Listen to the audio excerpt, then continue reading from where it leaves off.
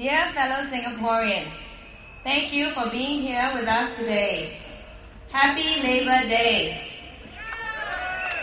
We all work very hard, and I'm sure many of us will be happy for the holiday tomorrow. Labor Day is a good time to reflect on what we work for. How did Labor Day start? It started with workers realizing they were working too many hours for too little money. My friends, let me ask you, do you feel you work too many hours for too little money? I think most of us feel that way. Actually, perhaps only PAP ministers cannot complain that they work for too little money. As a private teacher, I am paid for the hours that I teach. But each lesson means many more hours spent preparing for the lesson and marking the students' work. Furthermore, there is the opportunity cost of not being able to spend that time with my young children who are only 2 and 5 years old. Yes, being a mother requires a lot of time, especially if you are also working at the same time or running as a candidate for parliament.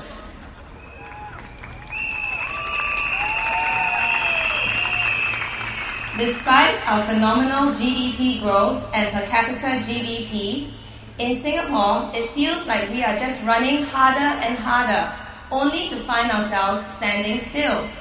Have you ever asked yourselves why this is so? In Europe, the rate of growth has been 1 to 3% for the last 10 years, but they are among the happiest countries in the world.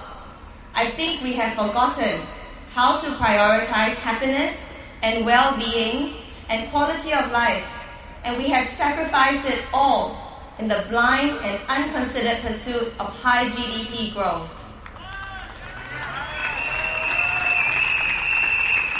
With GDP growth, we have inflation, overheating. The PAP government tells you that your high living costs are due to higher food prices everywhere, which they cannot control. Well, think about it. These costs you incur, GST, ERP, COE, high petrol taxes, these have nothing to do with global inflation or food prices, and everything to do with the third generation PAP government's poor policies.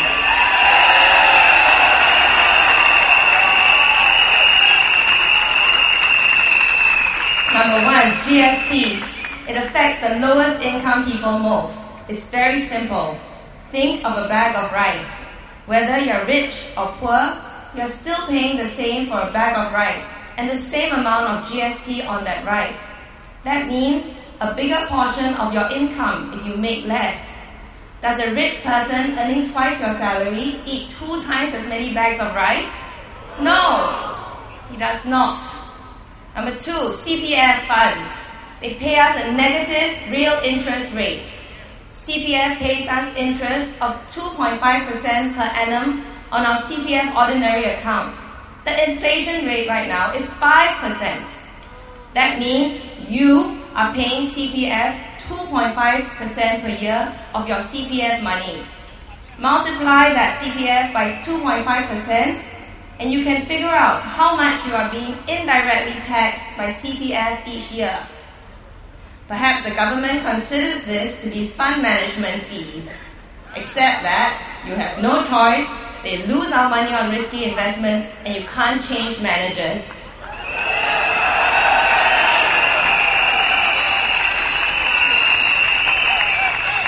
Number 3, ERP and COE. But the traffic jams are even worse nowadays, and COE is a quota system. So it makes no sense for the COEs to cost so much.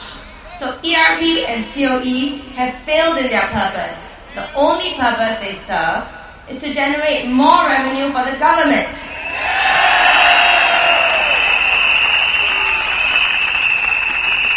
Number 4, social taxes.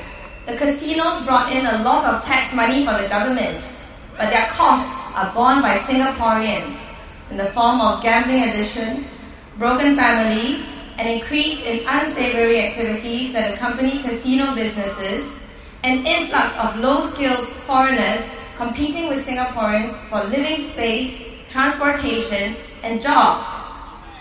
At the same time, wages are barely keeping pace with inflation. The 14.5% GDP growth that the government likes to boast about.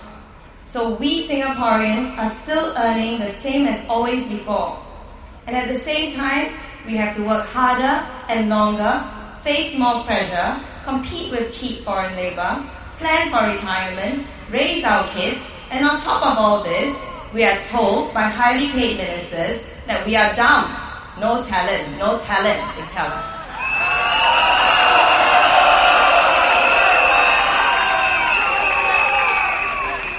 That is also why they think we will swallow their argument that their salaries should be pegged to the top 6 earners in various professions every year.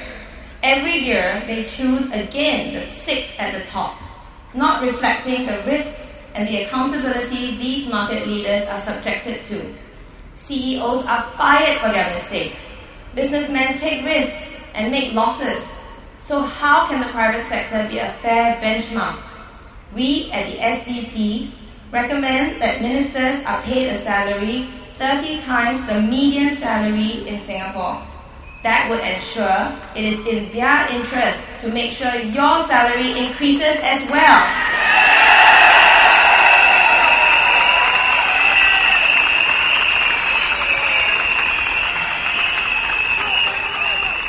We also need to see more government accountability in ministry allocations. In the last 5 years, MCYS, Dr. Vivian Balakrishnan's ministry,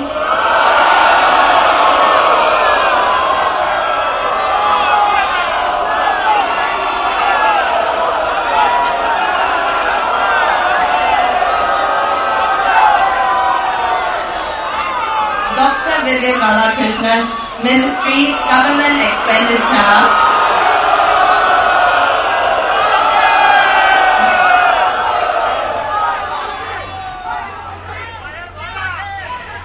the MCYS government expenditure doubled from 898 million in 2006 to about 1.8 billion for last year.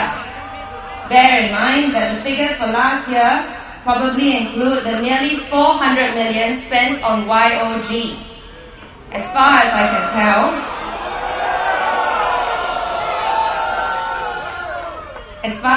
tell, it is probably the only government ministry whose spending has increased so quickly and by so much.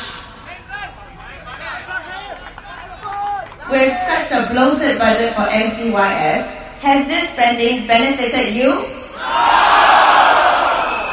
Well, the poor have not benefited much either, as the poor on the public assistance scheme had their allowance increased by only a little over $1 a day last month.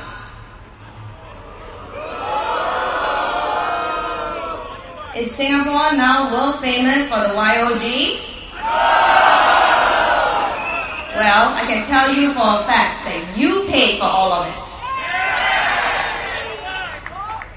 In recent weeks, the government has been announcing one piece of good news after another. Money from the Grow and Share package, NWC recommends bigger pay rises, the government is working to ease the burden of middle-income Singaporeans, $500 million makeover for Sembawang GRC. At election, they suddenly remembered they are a government, and we are the voters, and that they answer to us. After the last 5 years of running Singapore like a company and treating Singaporeans as low-ranking employees, Singapore is a country, not a company.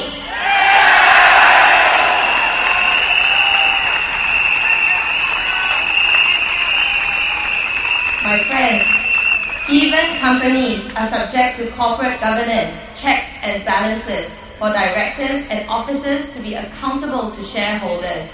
It's time for some corporate governance in our parliament.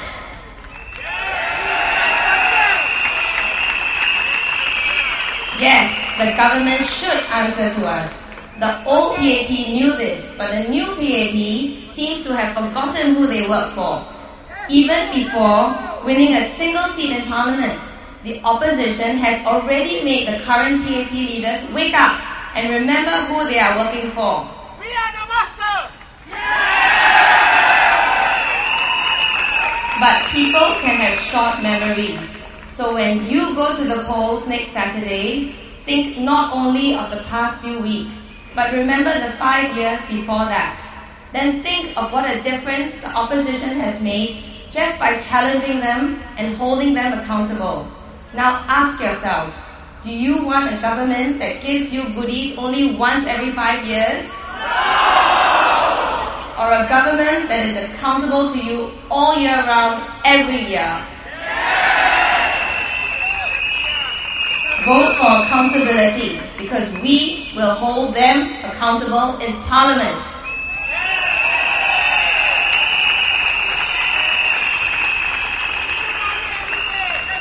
Thank you for all your good ideas by email and on my Facebook page. As a woman, an educator, and a mother of 3 young children, I have been asked by many of you to address women's issues and education in Singapore. These are issues close to my heart, and among the many things addressed in our SDP manifesto that you can read on our SDP website. And rest assured, we will push for these in Parliament. Many of you have also asked me to address local issues, such as support for stay-home moms and single parents, education assistance for low-income families, low-cost local transportation and shuttle services for the elderly, and tuition and care services for poor students. I can promise that if we are elected in, these pressing issues will be our priorities.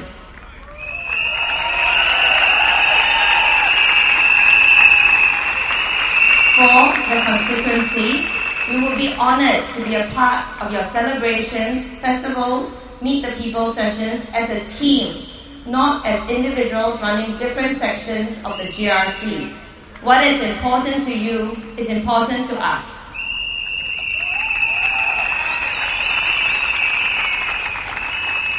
Mr. Tanji says economic plan has a family component to it as well, besides the education and health plans, which you may not yet have heard.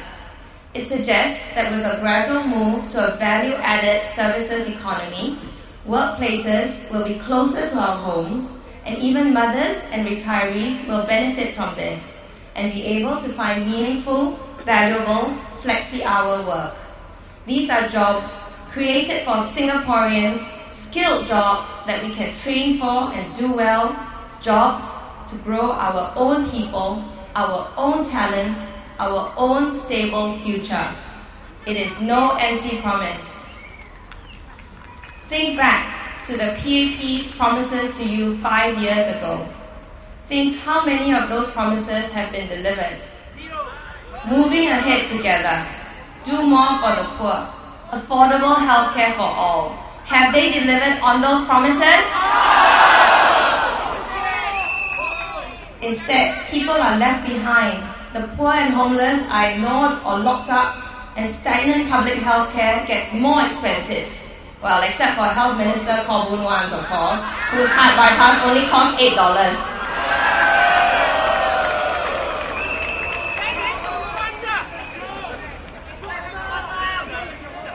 In these elections, the opposition is taking big risks. Come May 8th, it is entirely possible that the PAP could make a clean sweep. On the morning of May 8th, you might wake up to a parliament with no opposition, just PAP. Then think about what the ruling elite would say if they make a clean sweep and have an absolute mandate from us to do as they wish for the next 5 years. The Straits Times on May 8 might say in big letters, PAP wins absolute mandate. Then the Prime Minister, with an absolutely confident and knowing smile, would say, even with such opposition and such unhappiness, Singaporeans gave us a clear mandate. It is clear we have been right all along. Friends, it is a terrifying thought. Is this a life we want for ourselves and our children? Is this even a life? Singapore should not be a system where the people slave for the government. It must be the government that serves the people.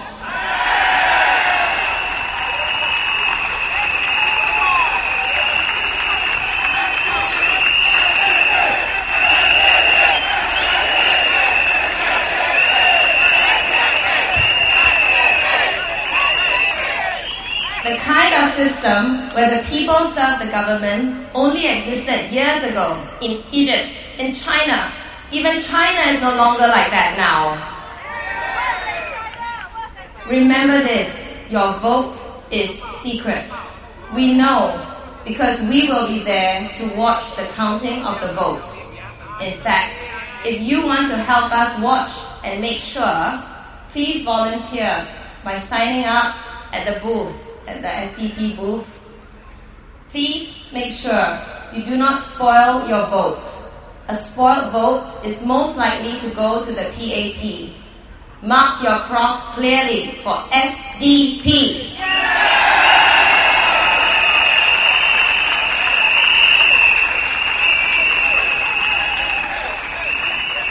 How many of you say, we love our country, Singapore? Raise up your hands. We all love our country, or we would not be here. But saying something and acting on it are two very different things. What will you do on May 7th? That is when you will know if you can put your words into action. I would like to leave you with a quote from someone I think many people in Singapore respect personally. On the question of whether someone should go into politics, he said, "You must have the convictions to want to do this, not for glory, but because you feel you have to do this." Can you guess who said this? It was our minister mentor, Lee Kuan Yew. Fellow citizens, I and my teammates have nothing but our convictions driving us to stand before you here today. As opposition candidates, the odds are against us. We put our personal reputations, status, and friendships at risk. We are not in this for the money.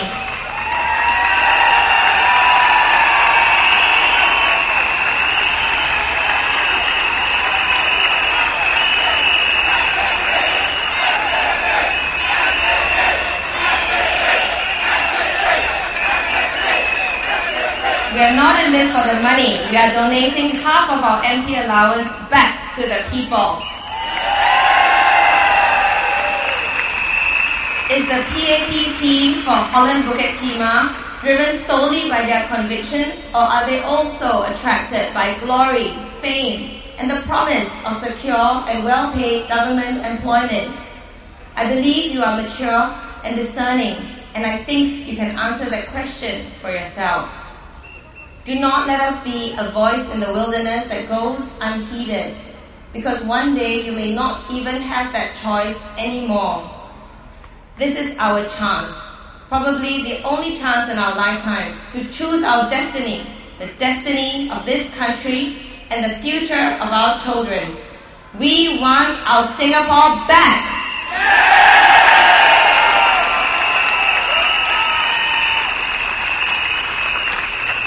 Think about this when you cast your vote on Saturday.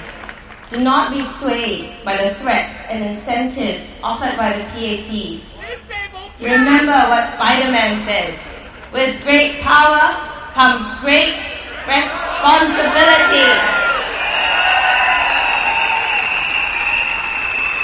Yes, responsibility for all Singaporeans. Vote SDP for Holland-Bukit GRC. Together we can make the difference. SDP!